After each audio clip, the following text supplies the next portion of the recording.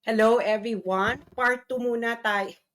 Take 2 tayo uli kasi na I don't know kung anong nangyari sa StreamYard. Ayan. Nandito tayo uli. Uulitin uli natin ang ating um, discussion pero ewan ko kung ano nangyayari. Parang may mga kababalaghan na nangyayari po. Okay. So, paki-share po muna uli ito, pati po sa inyong mga chat group at pati po sa inyong mga kaibigan, i-share, paki-share, share. Hindi ko po alam kung bakit nawala. Huwag niyo po akong tanungin. Hindi po ako ang technical support ng Meta. Pero ako ba ay malinaw ninyong naririnig ngayon at napapanood? Ha? Malinaw niyo ba ako na naririnig ngayon at napapanood? So hindi ko alam kung anong nangyayari. So do not ask me what happened. Nawala siya. So nategi. Anyway, so part 2 tayo ngayon. So yung mga nagre-content sa akin diyan, screen record this. Okay, maybe you should screen record this.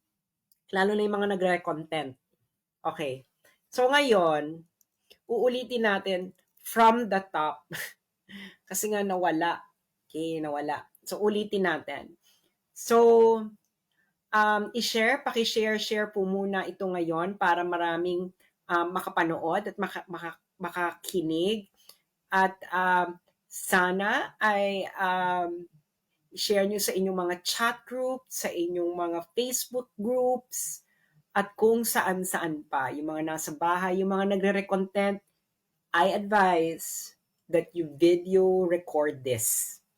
Para kung ma-content ninyo, ay hindi nyo na kailangan hintayin matapos tong live na to para ma-content ninyo siya so that you can content it right away. Dahil kailangan makita natin ang big picture ng mga nangyayari na hindi kayo nadidistract at hindi kayo para nakikita nyo kung nasaan tayong stage ng ating buhay. Hindi ba? So, uulitin natin siya from the top. So, hintayin muna natin yung mga nag-worry kanina nang nawala ang ating live. Pero ako naman po ay pwede ko naman siyang ulit-ulitin dahil alam ko naman ang aking sasabihin. I know this by heart because matagal ko nang alam kung ano ang kanilang pinaplano. Halatang halata naman from the beginning. Pero ang ating discussion is from local to geopolitical dahil ito ay konektado lahat. Konektado siya lahat. So, kaya dapat nyo siyang tingnan sa isang napaka-laking perspektibo at hindi kayo nadidistract ng mga kachipan, ng mga halata namang tanim fake news. Diba? Lalo na yung, kung hindi man tanim fake news, gusto lang nilang i-amplify para yung discussion sa social media is mawala doon sa big picture. Alam nyo na siguro kung ano yung sinasabi ko. Okay? Ang sinasabi ko ay yung mga edited picture, ganyan. It is so ridiculous. Ginagawa yan para mawala ang usapan sa big picture. Babalik at babalik tayo sa big picture. At ito ang ating gagawin ngayon. Okay? So, paki-share na po ito ngayon. Click share. Ayan. Ang gusto kong sabihin is, planado to lahat. They really want to bring down Duterte-aligned bloggers. Why? Yan ang katanungan, di ba? Isang malaking katanungan. Why? Meron po itong connection sa impeachment ni Sara at isang larger discussion, larger issue of geopolitics. Okay? Kaya dapat himayin nyo ito, pag-usapan ninyo ito ng magkakaibigan, magkakapamilya, magkainuman, lahat dahil hindi biro ang nangyayari sa Pilipinas. Okay? Kaya nga ang title ko nito is Learn from Ukraine. Learn from Ukraine. Hindi ito nadadaan sa dasal. Okay? Hindi ito nadadaan sa dasal. Maraming Ukrainians ang nagdasal. Kung feeling nyo kayo ang pinagpala ng Diyos, again, learn from Ukraine. Okay. Now, ano ba itong sinasabi ko? Mag-uumpisa tayo from the top. Okay. Alam niyo naman yung nangyari sa SMNI. Una nilang tinarget na pabagsakin ay SMNI. And then, Pastor Apollo Kibuloy. Tagal ko na silang, si Maharlika, nag-warning na siya dyan, matagal na. Nag-warning ako. Remember, I think it was 2023, simula nilang pabagsakin ang SMNI. Bakit SMNI? Una-una, SMNI ay ang tanging talagang makikita mong pro-Duterte na media. Correct? Gusto nilang pabagsakin. Kaya nga ilang beses nawawala ang Facebook accounts at YouTube accounts ng SMNI. At anong ginagawa nilang paraan para mawala at maban sa Facebook or sa YouTube ang SMNI? Kung na magsasampa sila ng mga kaso-kaso, tapos yung mga kaso-kaso, dadali nila sa YouTube at Facebook at sasabihin, itong user na to, ganito, ganyan. And Facebook will oblige. Lalo na kung merong investigation, meron ng ganito, ganyan ang kanilang taktika. Ginawa na nila to before. And remember, ang gusto nilang gawin ngayon, lalo na sa akin, and I will explain to you why. Okay? Ako mismo ang target nila. Remember yung ginawa nila kay Donald Trump. Tinanggal nila Donald Trump sa Facebook and Donald Trump sa Facebook. Kahit sa Twitter. Do you remember? Do you remember? It is the same thing that they want to do. Nagawa nga nila kay Donald Trump yan eh. Noong 2020, kailan man naban si Donald Trump? I think so 2021. Paano pa tayong simpleng Pilipino lang at mamamayan? Hindi ba? May himay-himay nyo itong lahat. Okay? I-discuss ko ito ng paunti-unti.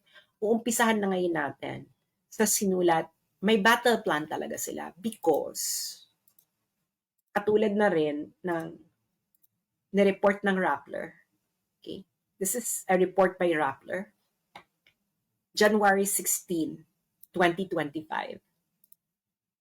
Okay? January 16, 2025. Ang title, Decoded, Duterte social media army, very much alive, roars to defend and battle Sara Duterte. Okay. So, they recognize na talagang hindi nila kaya ang Duterte-aligned bloggers and their influence. Okay. Siyempre, kailangan ko na magbayad. Kanina hindi ko naman kailangan magbayad. So, dito sa article na to, okay, na-recognize nila na outnumbered sila. Na halimbawa ito,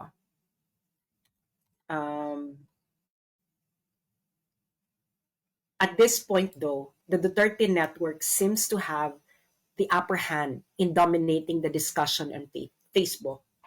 Okay.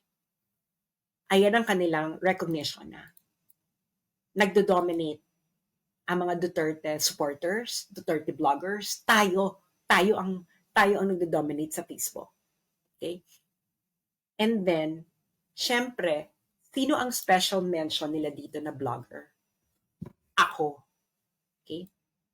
Ako yung kanilang special mention. So, you know that there is a target behind my back. At Rappler yung naglalagay na ako talaga yung pinangalanan nila yon. That's not a coincidence, no? That's not a coincidence. Bakit? Ang Rappler po Okay? Ang Rappler po ay isa po ito sa mga recipient ng National Endowment for Democracy grant or NED. NED. Grant recipient sila niyan. Si Maria Ressa ay official ng NED. Okay, papakita ko sa inyo. Para with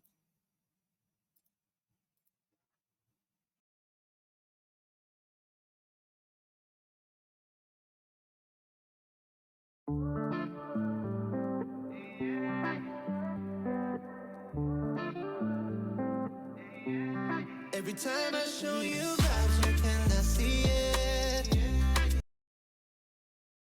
Tama? NED. Nobel Peace Prize winner Maria Ressa joins World Movement for Democracy at NED as chairperson. So na-appoint siyang chairperson sa National Endowment for Democracy. October 3, 2022. Okay. Alam niyo na. Alam niyo na. Okay. Now, ano ba yung NED? Okay. Siyempre, ang uunahin na muna natin is isang discussion of NED or National Endowment for Democracy ng isang galing mismo sa United States. Okay? Siyempre, doon muna tayo mag-uumpisa kung ano tong NED. Binatikos na rin ni Elon Musk before itong NED, pero hindi pa niya itong magalaw, yung NED. Ang nagagalaw pala niya is USAID. Okay. So, halimbawa ito, noong February 3, 2025, Elon Musk, sabi niya, NED is a scam. Pero hindi pa niya magalaw. Bakit mahirap itong galawin ni Elon Musk? Dahil, pakishare muna yung mga karating lang habang hinahanap ko pa yung renewal. Yung mga nagre-content, anuhin nyo na lang ito, video capture nyo na lang din bago kayo mag-antay na matapos ito. Okay. So, ito ay sinulat ng Center for Renewing America. So, sino ba itong Center for Renewing America? This is an American NGO. Okay. And this is based in the United States. Asan ba ang contact nito? Who we are. Okay, so it is a NGO based in the United States, and ang office nila ay ano nakalagay na office, but this is a base in the United States. Okay. Now, meron silang sinulat about National Endowment for Democracy. Okay. So, ang nagsulat nito is a CRA staff, Center for Renewing America, the National Endowment for Democracy, and an NGO system actively undermining America. NGOs have become the vanguards of progressive orthodoxies. Many of these quasi-independent organizations fuel woke and weaponized ideologies and a whole-of-society approach that steers government resources towards radical progressive priorities. So, this is an American organization, ha? Sila lang nagdi-discuss. So, sino tong NED? Okay, NED, National Endowment for Democracy. It was created in 1983. At the height of the Cold War, NED was conceived by former CIA Director William Casey and former CIA operative Walter Raymond Jr. Ibig sabihin, binuo siya ng CIA noong Cold War. Para saan? Okay? Kasi, itong ginagawa ng CIA, may secret. Meron ding hindi secret. Yung hindi secret na ginagawa ng CIA, ang gumagawa nun, National Endowment for Democracy, para magmukha siyang legitimate. So, anong ginagawa ng NED, National Endowment for Democracy, para magmukha siyang legitimate na work